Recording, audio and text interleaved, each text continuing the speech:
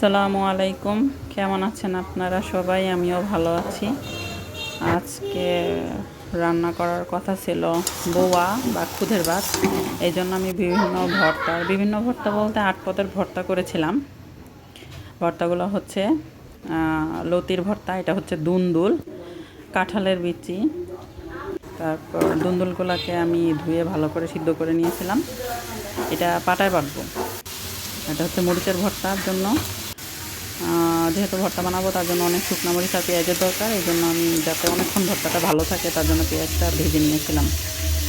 এটা হচ্ছে শুটকির ভর্তা, এটা হচ্ছে মাছের ভর্তার জন্য মাছ ভেজে নিয়েছিলাম। আলুর ভর্তাটা মরিচ মাখায় তারপরে আলুর ভর্তাটা করেছিলাম। এখন বেগুনের ভর্তাটার জন্য আমি একই প্রসেসে বেগুনের ভর্তাটাও করি।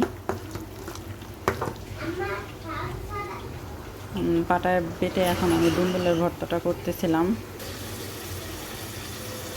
আর বাচ্চারা তো ভর্তা খাবে না, তাদের জন্য ছিল মুরগির মাংস। এটা হচ্ছে লতির ভর্তা, কাঁঠালের বিচি, এটাও পাটায় বেটেই করেছিলাম।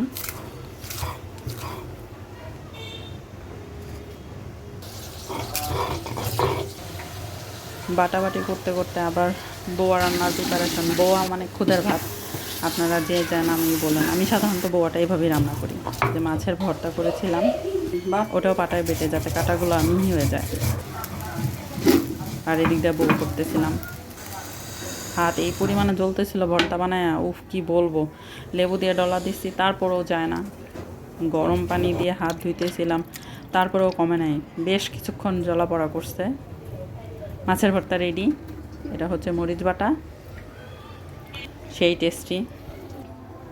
এটা হচ্ছে শুটকির ভর্তা, রেডি।